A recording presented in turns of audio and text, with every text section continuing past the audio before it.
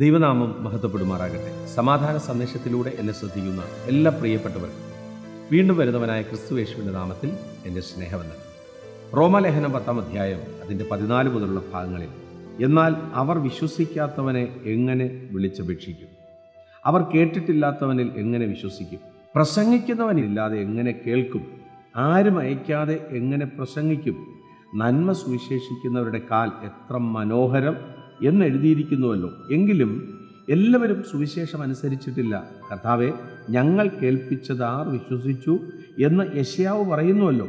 ആകയാൽ വിശ്വാസം കേൾവിയാലും കേൾവി ക്രിസ്തുവിൻ്റെ വചനത്താലും വരുന്നു. ധന്യനായ പൗലോസ് റോമാസഭയ്ക്ക് ലേഖനം കൈമാറുമ്പോൾ ആത്മാവിൽ പറയുകയാണ്, ആകയാൽ വിശ്വാസം കേൾവിയാലും. ആകയാൽ എന്ന് പറയുന്നതിന് തൊട്ടു മുൻപ് അപ്പോസ്തലൻ ഒത്തിരി കാര്യങ്ങൾ സഭയോട് പറയുകയാണ്. ഒന്ന്, അവർ വിശ്വസിക്കാത്തവനെ എങ്ങനെ വിളിച്ചപേക്ഷിക്കും? അവർ കേട്ടിട്ടില്ലാത്തവനിൽ എങ്ങനെ വിശ്വസിക്കും? പ്രസംഗിക്കുന്നവനില്ലാതെ എങ്ങനെ കേൾക്കും? അപ്പോസ്തലൻ പറയുകയാണ്, നന്മ സുവിശേഷിക്കുന്നവരുടെ കാൽ എത്ര മനോഹരം. താൻ ആത്മാവിൽ തിരിച്ചറിയുകയാണ്, അപ്പോസ്തലൻ തിരിച്ചറിയുകയാണ്, നന്മ സുവിശേഷിക്കുന്ന. അപ്പോൾ ദൈവരാജ്യത്തെക്കുറിച്ചും ദൈവിക മഹത്വത്തെക്കുറിച്ചും അറിയാത്തവർ, കേൾക്കാത്തവർ എങ്ങനെ വിശ്വസിക്കും? എന്നിട്ട് അടുത്ത് പറയുന്നു, അയക്കാതെ എങ്ങനെ ഒരുവൻ പ്രസംഗിക്കും?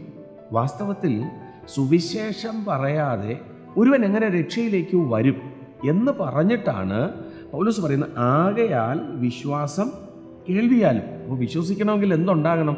കേൾവി ഉണ്ടാകണം. അടുത്ത് കേൾവി ക്രിസ്തുവിൻ്റെ വചനത്താലും വരുന്നു. അപ്പോൾ എന്തോ കേൾക്കണം? ദൈവവചനം കേൾക്കണം. എന്നെ കേൾക്കുന്ന പ്രിയരെ, ഈ രക്ഷയുടെ സന്തോഷത്തിനകത്തേക്ക്, ഈ മഹാ അത്ഭുതത്തിലേക്ക്, ഈ ലോകത്തിലുള്ളതല്ലാത്തതായ ഉയരത്തിലുള്ള ശാശ്വതമായ ഒരു ഭവനത്തെക്കുറിച്ചും താൽക്കാലികമല്ലാത്ത നിത്യമായ വാസത്തെക്കുറിച്ചും ഒരു മനുഷ്യൻ കേൾക്കാതെ എങ്ങനെ വിശ്വസിക്കും? ഇനി എങ്ങനെ കേൾക്കണം? വചനം പറയുകയാണ്, ക്രിസ്തുവിൻ്റെ വചനം കേൾക്കുമ്പോഴാണ് എന്തുണ്ടാകുന്നത്? വിശ്വാസം ഉണ്ടാകുന്നത്. അപ്പോൾ അത് എങ്ങനെ കേൾക്കും? ഒരു മനുഷ്യൻ പ്രസംഗിക്കാതെ എങ്ങനെ ദൈവവചനം വ്യാപരിക്കും?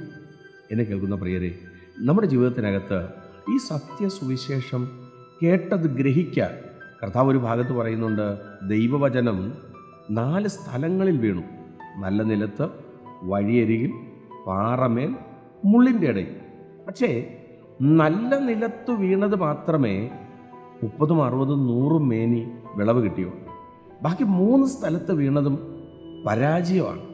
എന്നതുപോലെ റോമാലേഖനത്തിൽ പൗലോസ് പറയുന്നു, വിശ്വാസം കേൾവിയാലും കേൾവി ക്രിസ്തുവിൻ്റെ വചനത്താലും തന്നെ. അപ്പോൾ കേട്ടതുകൊണ്ട് കാര്യമില്ല, നമ്മൾ എന്ത് ചെയ്യണം? നമ്മൾ വിശ്വസിക്കണം.